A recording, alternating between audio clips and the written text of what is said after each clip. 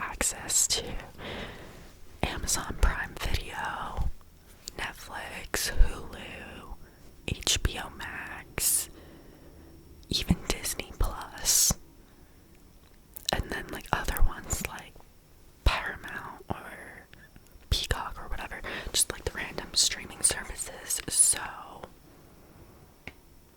it's pretty good because I got a lot of options and I can usually just watch what I want to watch. So anyways, let's just dive right in. The first show that I've been watching recently is called Reacher. And it is on Amazon Prime Video. And I just started it the beginning of January. So I'm on probably like episode 5 of the first season. The reason I saw it was because they just released the second season. But I'm only on the first one. And so far, it's pretty good. It's very action-packed, and there's a lot going on.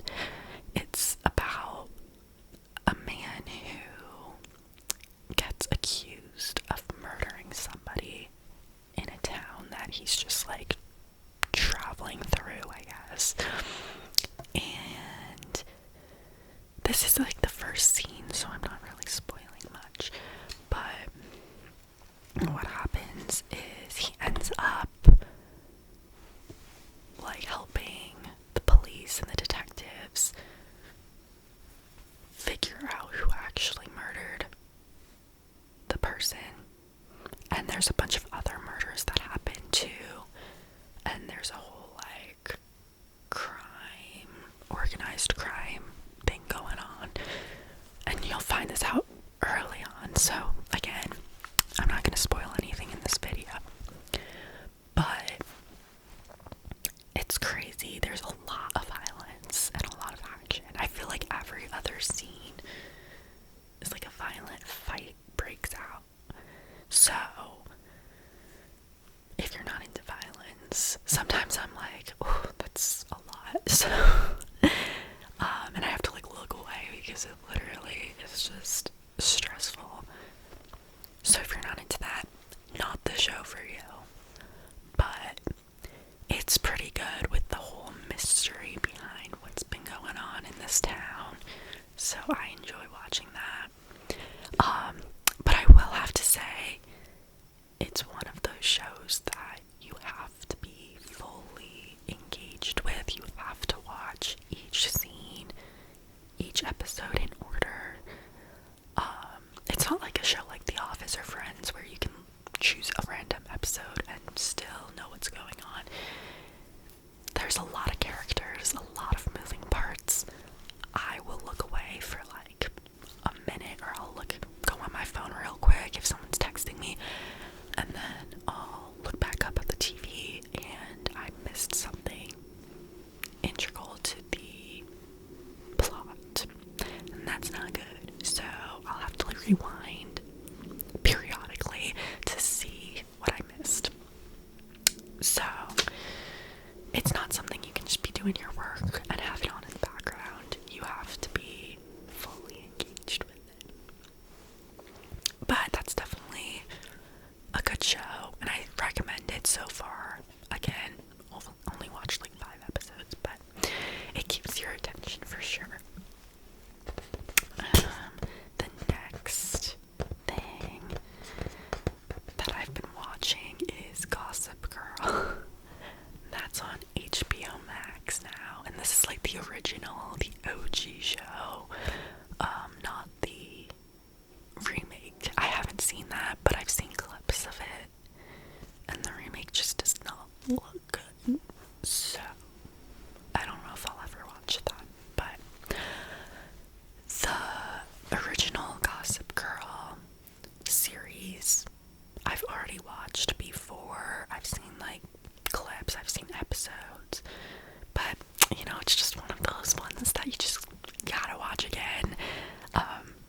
years later. It's so cute. There's no violence in this one, so if you're against violence, this would be a better option. But sometimes it's just so like petty, like middle school drama, and I'm like, come on. So it's not really a show you can watch from season 1 through season 6 without taking a break.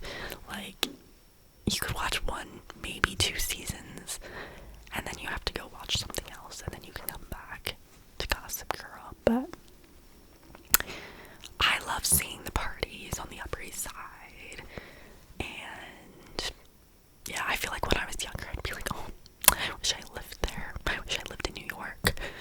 But I've been to New York, and it's not really what it's like in the show. It's definitely glamorized or romanticized in the show. But yeah, that's definitely fun. And honestly, I haven't been watching a lot of movies, or I can't really say that. I have been watching a lot of movies in December. I was watching Christmas movies and a ton of Hallmark movies. I feel like every night I'd either watch a Hallmark movie or like an episode of one of these shows just to wind down at the end of the day. So yeah, I don't have a lot of movies on this list that are not Christmas related, so I'm not really gonna talk about the movies. But I did see when I was looking at Netflix to see what I've been watching recently, because I genuinely couldn't even remember. I saw that The Great Gatsby is coming to Netflix on February 1st. And that's very exciting. I love that movie. It's a cinematic masterpiece. It truly is. The costume design, the set, just the party scenes are iconic. And plus, like, Leonardo DiCaprio's in it. We got a great set of actors and actresses. It's amazing. So I've definitely watched that movie like 2 or 3 times already, but I definitely will be watching it another 2 or 3 times in my lifetime, especially now that it's coming to Netflix. Duh. And I know when I was in middle school, we did a whole unit on The Great Gatsby. We read the book, we did a massive project on it, we got to make like a reality TV show about the characters, and we got to watch the movie. So yep, definitely obsessed with that. And then last but not least, on Netflix, I've been watching The Lincoln Lawyer, and this show I'm up to date with. I've watched, I think there's only 2 seasons so far, but I've watched every episode, and I think they're coming out with another season eventually. But I know with the whole like strikes writing in Hollywood, they like shut down the set for a while, so the 3rd season's taking a lot longer than expected. But I'm definitely excited for that. So The Lincoln Lawyer is, honestly, it's kind of similar to Reacher, like genre wise. Same with like Lucifer, if you guys seen Lucifer. They're all remind me of each other because it's like this male main character who's out here solving mysteries pretty much. The Lincoln Lawyer is about a lawyer in Los Angeles though, and he's a defense lawyer, so he represents clients that claim that they're innocent in front of the judge and the jury, but we don't really know if they actually are innocent or guilty. So, I mean, there's always that debate, but the actor in this does a really good job at I feel like he does a good job at showing his passion for being a lawyer, but at the same time, like, staying calm, cool, and collected, because he's the best defense lawyer in California. So,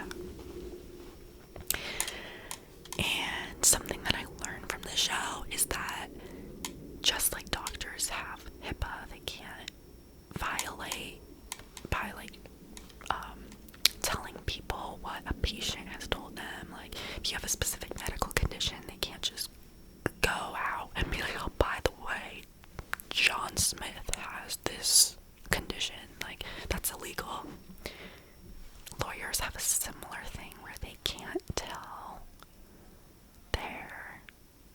they can't reveal what their client says to them. It's attorney-client privilege, I believe is what it's called.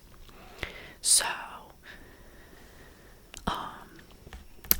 if a client goes to their attorney and is like, by the way, I did commit that crime, that lawyer can't just go to the police and be like, he or she just admitted to it. The lawyer has to keep that to themselves. So, I don't really know the stretch, like, what they can say versus what they can't reveal. I don't know all the rules, but judging from the show, it's interesting to see how lawyers could kind of get around a little loophole, especially this lawyer in the show, who's very smart and good at what he does. So that's fun because it adds a little twist. It's like you're solving like a mystery. There's some plot twists, but at the same time, you get to see what's going on behind the scenes when a lawyer is trying